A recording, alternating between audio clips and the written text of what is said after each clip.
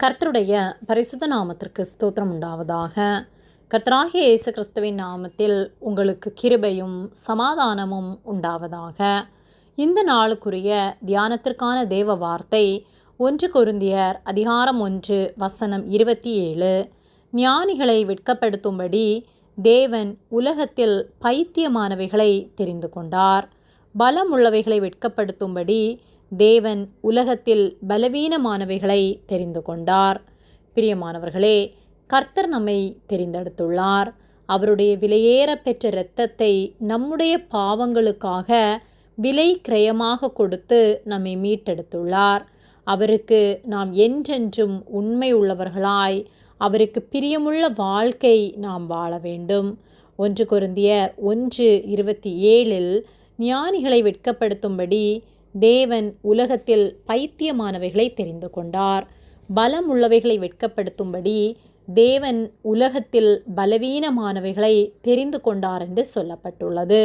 உலகத்தில் அநேக ஞானிகள் இருக்கும்போது நம்மை விட அறிவாளிகள், பக்தி வைராக்கியம் உள்ளவர்கள், பலம் உள்ளவர்கள் இருக்கும்போது மனிதர்களால் புறக்கணிக்கப்பட்ட நம்மை, ஒன்றுக்கும் பயனற்றவர்கள் என்று தள்ளப்பட்ட நம்மை கர்த்தர் தெரிந்தெடுத்துள்ளார்.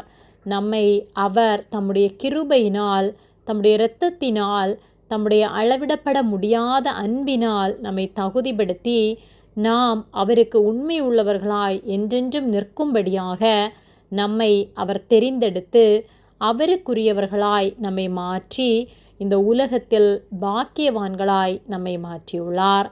அநேக செல்வங்கள், அநேக அந்தஸ்துள்ளவர்கள், படித்தவர்கள், பலம் உள்ளவர்களுக்கு கிடைக்கப்பெறாத பாக்கியத்தை நமக்கு தந்துள்ளார்.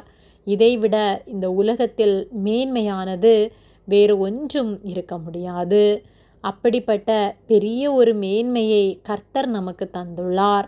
அந்த மேன்மையை நாம் காத்து அதை இழந்து விடாதபடிக்கு, பெற்றுக்கொண்ட இரட்சிப்பை நாம் கரைப்படுத்தாதபடிக்கு காத்து கொண்டு என்றென்றும் அவரோடு கூட வாழ நம்மை ஆயத்தப்படுத்த வேண்டும்.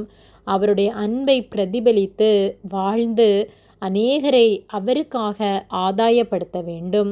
ஆகவே நம்மை அவரிடத்தில் ஒப்பு கொடுத்து அவருக்கு உண்மை உள்ளவர்களாக வாழ்வோம். கர்த்தர் நம் ஒவ்வொருவரையும் காத்து நடத்துவார். ஆமேன். ஜெபம். எங்களை அதிகமாக நேசித்து வழிநடத்தி வருகிற எங்கள் அன்பின் பரிசுத்த பிதாவே, இந்த நாளையும் நாங்கள் காணும்படியாக நீர் எங்களுக்கு ஜீவனை தந்த உம்முடைய அன்பிற்காக நாங்கள் உமக்கு நன்றி செலுத்துகின்றோம். நாங்கள் தியானித்த வார்த்தையின்படியே ஒவ்வொரு நாளும் உமக்கு உண்மை உள்ளவர்களாய், உமக்கு பிரியமாய் வாழ நீர் எங்களுக்கு உதவி செய்யும்படியாய் ஜெபிக்கின்றோம். நீர் எங்களை தெரிந்தெடுத்ததற்காக நாங்கள் நன்றி செலுத்துகின்றோம். உமக்கு சாட்சியுள்ள வாழ்க்கை நாங்கள் ஒவ்வொரு நாளும் வாழ எங்களுக்கு உதவி செய்யும். எங்களை தாழ்த்தி உம்முடைய கரத்திலே ஒப்பு கொடுக்கின்றோம். இயேசுவின் நாமத்தில் ஜெபிக்கின்றோம் பிதாவே. ஆமேன். கர்த்தர் உங்களை ஆசீர்வதிப்பாராக.